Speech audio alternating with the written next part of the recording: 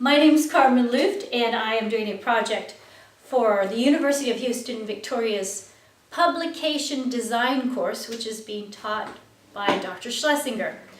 We have been reading the book, Indie Publishing, and in Indie Publishing, they talked about different genres of books, and here on the section on poetry, they actually talked about chapbooks. While doing my research, I did find that there are some printable chapbooks available online. In fact, one of our class members did her presentation on that. I'm going to go into a little different genre here in that I want to talk about some of the early chapbooks and how it's important to publishing today. So the thing about publishing is that everything old is often brought back and is new again. We have to kind of look to the past to look to the future. So first, let's talk about chapbooks. Chapbooks have been around and have been published probably since publishing began. They were probably most popular in the early 19th century. So about 1820, 1840 was probably the time that they were the most popular in both United States and Britain. However, I know that in Britain they were more popular than they ever were in the United States. So again, that's kind of a basic era. They were probably popular from like the 1700s, and they were still being printed after the Civil War, about 1865. When chapbooks began, they were mainly published for adults, but because they were such a small size, about 2 1/4 to 3 1/2 inches, or about the size of my palm, were the chapbooks. They were folded paper, and they contained songs, stories, lessons.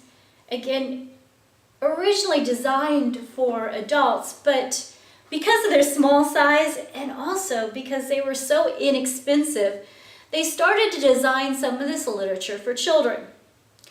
The price of these booklets was about a farthing for a small booklet and a penny for a large booklet. The printing of the booklets was pretty simple. It was usually bold block lettering and woodcuts. Oftentimes the woodcuts were recycled from other publishing papers. When I went onto the internet, I was able to find some of these examples of these chapbooks, or what was also referred to as toy books for children. Now, oftentimes we didn't know who the author was of these chapbooks, but we did have an idea of who the publishers were. In fact, it was common for the publishers to sell blocks or groups of these booklets in groups of 12, and so they sold them like that. They would be sold by peddlers of chapbooks and also at fairs and even on street corners.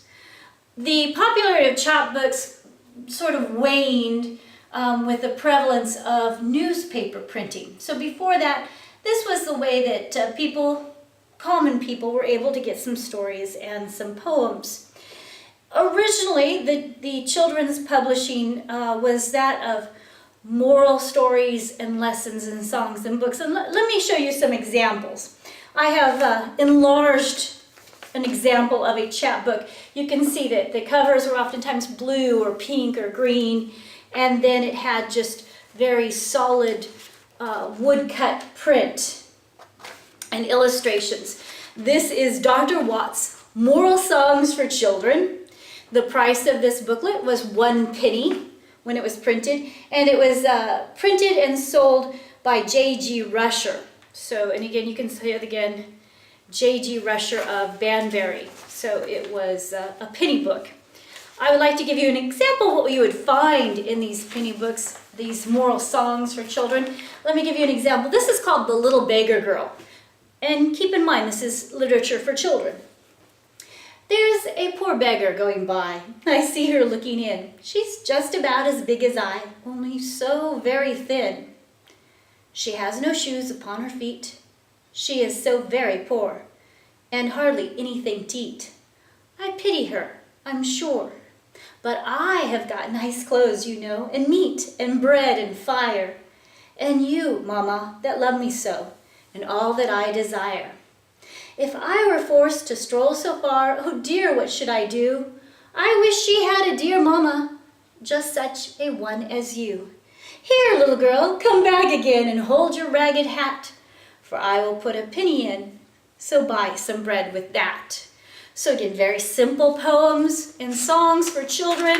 This booklet also includes things like the 10 Commandments and poems and songs. So that just kind of gives you an idea of the moral teachings that could be found in these booklets. Of course, they had poems. This is actually kind of more of a classic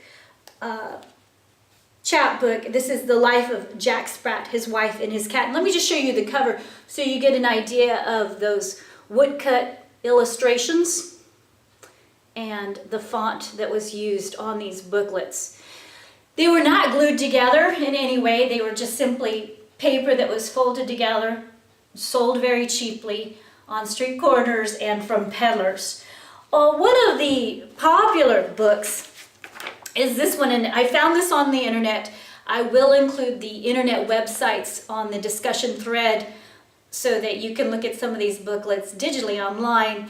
This is called Goody Two Shoes, and what I really want you to notice is just the beautiful colored illustrations here for this booklet.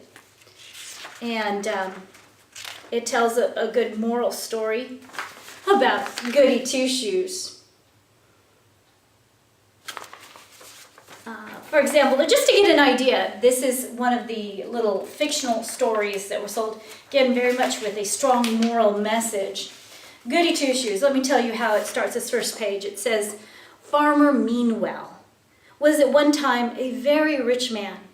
He owned large fields and had fine flocks of sheep and plenty of money. But all at once his good fortune seemed to desert him. Year after year his crops failed, his sheep died off, and he was obliged to borrow money to pay his rent and the wages of those who worked on the farm. At last he had to sell his farm, but even this did not bring him in money enough to pay his debts, and he was worse off than ever. Among those who had lent money to Farmer Meanwell were Sir Thomas Gripe and a farmer named Grassball. Sir Thomas was a very rich man indeed, and Farmer Grassball had more money than he could possibly use. But they were both very greedy and covetous, and particularly hard on those who owned them anything. Farmer Grassball abused Farmer Meanwell and called him all sorts of dreadful names. But the rich Sir Thomas Gripe was more cruel still and wanted the poor debtor shut up in jail. So poor Farmer Meanwell had to hasten from the place where he had lived for so many years in order to get out of the way of these greedy men. Well, thus starts the story of Goody Two Shoes, and you follow the story of his two children who do become orphans. Look at this gorgeous illustration. And you can find this whole book digitally online if you would like to know how this story ends. The stories that eventually were published in these chapbooks did include such popular tales as the Giant Killer and St. George and the Dragon, Sleeping Beauty, Little Red Riding Hood, and of course another favorite, which was Cinderella. Here you have this one with more of a simple illustrations and simple story, not in color, as we have the story of Cinderella. I just want you to get an idea of the type of basically children's literature, even though it wasn't really considered children's literature at the time. The early children's literature was in these chapbooks, stories that talked about morality and encouraged piety and just those fairy tales that we've all come to love.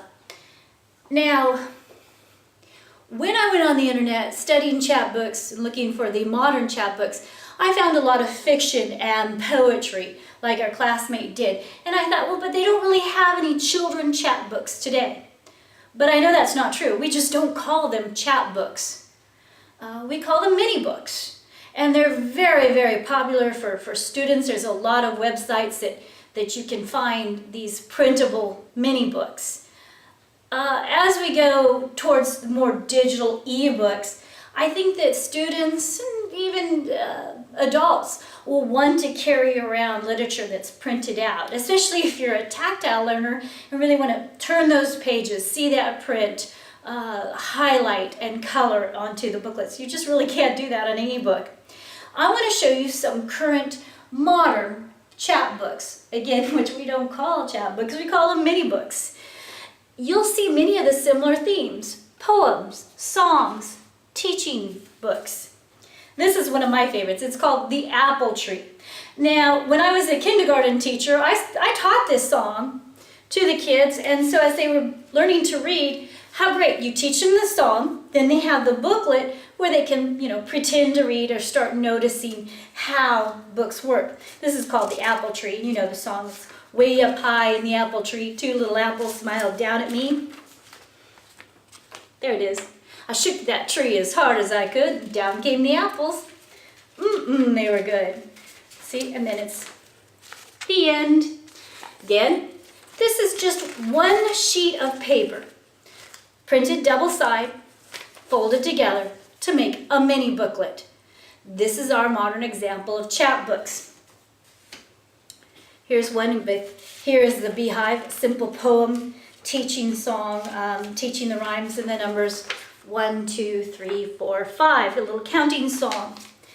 This one is, again, something that I printed up off the internet, and what I like about it, again, the size, you get the idea. It's a very small booklet, just like those chapbooklets. And one paper, cut 3 times to make 6 pages. And this is, I like it because it's in Spanish. So this is called De Colores, which is a Spanish song. Now, in the early examples, the chapbooks were usually about 16 pages, paper, and very inexpensive. These are things that you can print off the internet. And an excellent resource for mini books is the website Reading A to Z. Now, that is a subscription website, and I have some examples, and again, right away you see what they had done with the early children's literature. This is an example from Reading A to Z. This has some of the Aesop fables in it. Moral lessons. I like this one for science, How Frogs Grow. For older students in the 4th grade, 5th grade, I like this one. This is nonfiction. It's all about elephants. And it's actually presented similar to what you would see in an encyclopedia page. It has maps and diagrams of elephants. And the students can highlight, write on it, and keep it, take it home, which is not always the case with some of our ebooks. So where I see this going with indie publishing and with publishing is the ability maybe to go and look at some of these chapbooks from the past and start publishing them and having them sold, just kind of maybe even like in those gumball machines that they have, where you can just maybe for a quarter get yourself a little booklet. As we see the demise of printed newspapers, magazines, and other things in favor of ebooks, still having the paper book, something again for tactile learners who need to touch and feel these booklets. So that's kind of what I looked into and learned about chapbooks. Again, check out the discussion thread where you can go online and see more of these examples of children chapbooks or toy books from the early 19th century. Again, I'm Carmen Luft, and thank you for watching.